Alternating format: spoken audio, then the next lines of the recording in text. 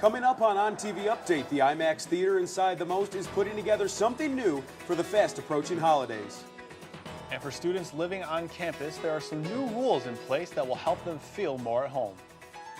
But first, winter is well on its way in central New York, and when Jack Frost is nipping at your nose, learn how to prepare your car for Syracuse's harsh roads.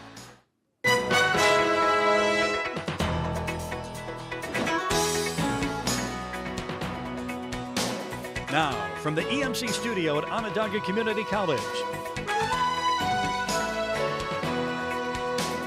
this is ONTV Update. Welcome to ONTV Update. I'm Tommy Valentine. And I'm Jeremy Roach. The winter season is right around the corner, and although it may be a great time for sledding, snowball fights, and hot chocolate, it also brings some treacherous road conditions. ONTV Update's Joel Stevenson has some tips on how to make driving safer during the winter. In the city of Syracuse, winter is well on its way, and whether you're a motorist or a pedestrian, staying safe in the heavy snows and harsh winds requires caution and preparation. The side streets, they're not always plowed as well as the main roads, so if you stay in the main roads, you do much better, but a lot of the side streets can take like a day before they clear them off. Before you even leave the driveway, make sure your car is clear of snow and ready to be safely driven. People who don't brush off their windows can't see out of them. Even snow or ice chunks flying off of the vehicle can hit other cars and cause damage. A great option for getting snow off of your windows is a brush like this. It also comes with a scraper attached for ice, and when you're doing so, you might want to turn on the heaters in your car to make it easier to push it off. Even after you're out on the road, driving during the winter is much different than driving at other times of the year. When it comes to be wintertime, brake earlier than you normally do. That's how accidents happen. People brake too late and could slide. A lot of things can get out of hand pretty quick. Safely driving also means making sure that your car is in the best shape possible. Check your coolant and oil levels, and especially for winter, make sure that your brakes and tires are good to go. Be prepared for anything that might happen while you're driving. You should have a blanket in the car, you should have a shovel, and you should have a good snow brush. You might want to even have, some food in the car in case you do get, stranded. In DeWitt, Joel Stevenson, ONTV Update. Another good way to see if your tires are ready for winter is to take a penny and stick it in one of the two vertical treads on your tire. If the treads are less than 1/4 of the penny deep, then it's time to get new tires. Deeper treads mean better traction. The residence halls on campus are undergoing some policy changes. ONTV Update's Matthew Georgiadis tells us what's to come. The Office of Residence Life at Onondaga Community College is happy to announce some policy changes to help students feel more at home at the residence halls. One of these changes is that students will now be allowed to have string lights in their bedrooms.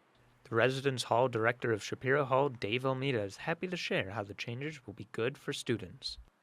Well, I think it'll be nice for the residents. They'll be able to decorate their room, and give them sort of a better sense of belonging to the room and help them feel more at home. Lights need to have a UL tag and need to be plugged into a surge protector.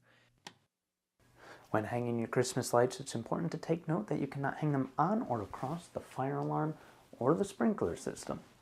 You also can't hang them on light fixtures or across the doors or windows. Yes! I can finally decorate my room for Christmas. It's my favorite holiday, and I'm so excited. I can't wait to get in the Christmas cheer and have my room decorated like I want it. In addition to string lights, wax warmers, and microwaves will also be allowed in residents' bedrooms. At Onondaga Community College, Matthew Georgiadis, ONTV Update. The Office of Residence Life is also working on a new web service for students to choose where they live and who their roommates are. For the OCC athletics program, winning is nothing new. Over the years, we've seen the men's lacrosse team rack up national titles, and the basketball and baseball teams have found plenty of success as well. Now there is a new squad adding to the Laser Trophy case. For the first time in 26 years and the second time in school history, the OCC Women's Tennis team has been crowned champion of Region 3. Sophomore Kennedy Myers sums up the feelings of her entire team. Disbelief, almost. It's like all the sports at OCC are so good, and women's tennis hasn't really ever had like a big voice here. and to make a come up, and now people on campus are like mentioning it, asking me and noticing it. It's just amazing. The Lasers placed ahead of teams like Hudson Valley and six-time defending champion SUNY Broome. The last time a women's tennis team took home the NJCAA Region 3 title, head coach Matthew Stevenson was in elementary school. There's been a lot of winning at OCC since then. If you take a look at the wall behind me, you'll see just a portion of the championships won here at OCC since the women's tennis team took home that first title back in 1992. Now, the ladies get to add this plaque to the school's collection. Coach Stevenson is confident that this season's success is paving the way for future teams as well. I have several, seniors this year that have already reached out and are excited about coming and playing for OCC next year, so I'm hoping to August 1st of next year, hit the ground running. Stevenson also says that he expects to have 2 returning sophomores for 2019. Nearly 1 month after their Region 3 championship victory, the Lasers headed down to Peachtree, Georgia for the national championship, where they finished 7th in the country, capping off their historic season. The Museum of Science and Technology, well known for showing nonfiction films, is expanding its IMAX library. ONTV Updates' Nina Verity shows us the benefit of these additions to the most in Armory Square. After Dark Presents, upstate New York's largest independent event company, has partnered with the IMAX Theater to start a more consistent film series at downtown Syracuse. There's been 2 separate series of sorts under the same umbrella. One has been Terror in the Square, and then of more mainstream cinema, so Mean Girls, Princess Bride, sort of thing like that. With this other programming, we're just trying to bring in some sort of, event to bring in the people that live down here or the surrounding areas. It's like you take 3% of the population of a city of Syracuse and some of the surrounding burbs. It's like 145,000 people. You take 3% of that, and that is the percentage of the people that support arts. And the IMAX is in the heart of downtown. So as people leave the IMAX Theater, they're surrounded by a large array of the local businesses in the area.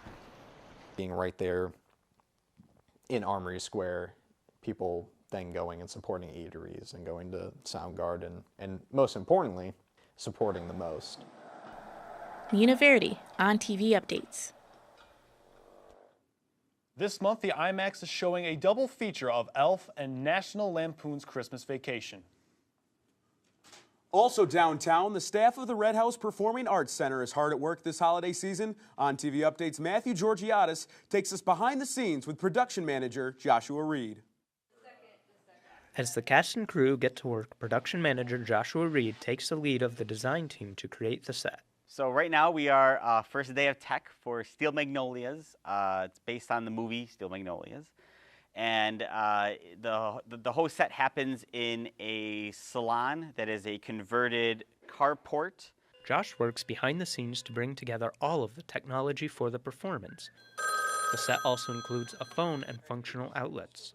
Stefan Brunson works front of house while Josh works behind the scenes. Here at the Red House, we all wear many different hats, and Josh has a lot of different hats. Those hats include production manager, master electrician, and events manager. He helps build sets and works with the lighting designer. This is a very subdued technical production. We have lights and sound and everything, but as special effect goes, it's just a salon, very realistic. Hey, he's the bee's knees. He's the best. Josh works hard every show to make sure each one is better than the last. In Syracuse, Matthew Georgiadis, ONTV Update. Josh is currently working on the production of A Charlie Brown Christmas. Tickets are on sale now at theredhouse.org. Big game hunting season ended just this past weekend. If you have a license but didn't get a buck this year, you still have a chance to go out and practice. You can shoot small games such as rabbit, squirrels, and coyote year-round. When it comes to purchasing a gun, a lot of options are on the table. You can customize and modify your weapons to fit your needs for hunting, as well as making the right home defense weapon.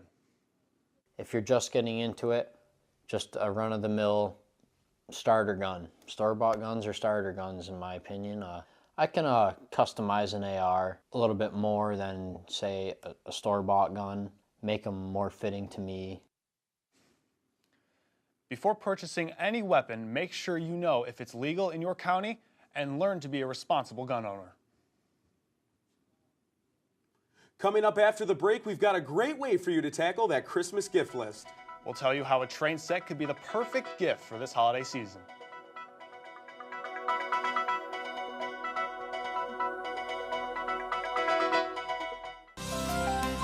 Living on campus is a lot more convenient than living at home because everything I do is on campus, so I can just easily go to places I need, whether it be advising, whether it be getting tutored. Everything's just like within just slight reach. You get a lot of help here. All of the professors I've ever had have been really, really great, really involved, and guide you in the right direction on what you want to do. And it also just lets me get into the whole community aspect of college. That's really important.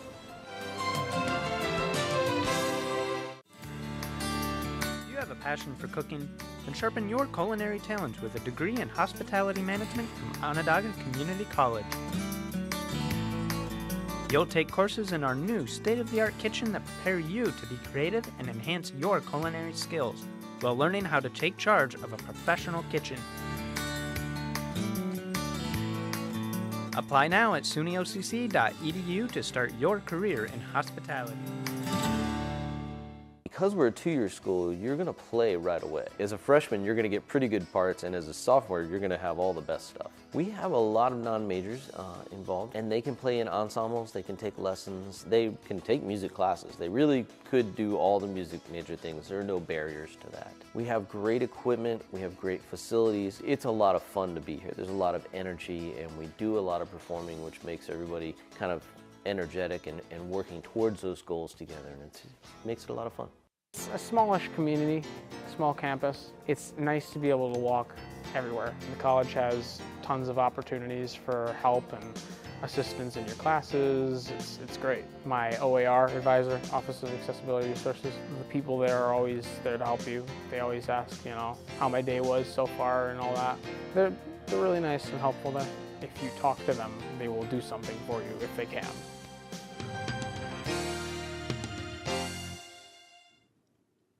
Welcome back to ONTV Update. I'm Tommy Valentine. And I'm Jeremy Roach. The East Syracuse Minoa School District is planning a district-wide renovation that the school hopes will be underway by the start of the next school year.